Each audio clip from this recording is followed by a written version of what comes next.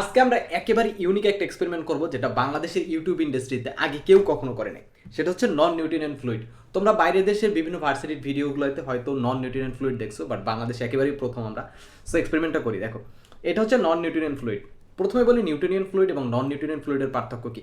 আমরা চারপাশে যে তরলগুলো দেখি, পানি, দুধ বা যে কোনো ধরনের তরল পদার্থ দেখি, এগুলোকে বলা হয় থাকে nutrient fluid.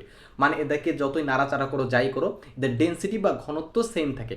But non nutrient ফ্লুইডের ক্ষেত্রে কি হয়, তুমি যদি এটার উপর মোশন প্রয়োগ করো, মানে যদি গতিশীল থাকে তোমার হাত বা কোনো বস্তু গতিশীল অবস্থায় থাকে, তখন কিন্তু এক এক সময় এক একটা ডেন্সিটি বা এক একটা ঘনত্ব ও ফিল করে। দেখো এইখানে তুমি দেখতে পাচ্ছ খুবই তরল একটা পদার্থ, বাট আমি যদি হাত দিয়ে পাঞ্চ করি, আমার হাত কিন্তু ভিতরে ঢুকে যাবে না। দেখো দেখো, জোরে পাঞ্চ করছি, দেখো ঢুকে যাবে না, ঢুকছে না কিন্তু। বাট আমি যদি হাতটা দেখো, হাতটা যদি এরকম ঢুকিয়ে দিতে চাই, দেখো আমার হাত কিন্তু ঢুকে যাচ্ছে এখানে। দাঁড়া, আমি ক্যামেরার সামনে গিয়ে আবার দেখাই। দেখো, পাঞ্চ করছি আমি, ঢুকছে না কিন্তু, প্রচুর শক্ত। বাট আমি যদি হাতটা যদি ছেড়ে দিই হালকাভাবে, দেখো আমার হাত কিন্তু পুরোপুরি ঢুকে যাচ্ছে ভিতরে একেবারে। আবার যদি বের করতে চাই, সেক্ষেত্রে কিন্তু তাড়াতাড়ি বের করতে পারবো না, আস্তে আস্তে বের করতে হবে, আস্তে আস্তে আমাদেরকে বের করতে হবে।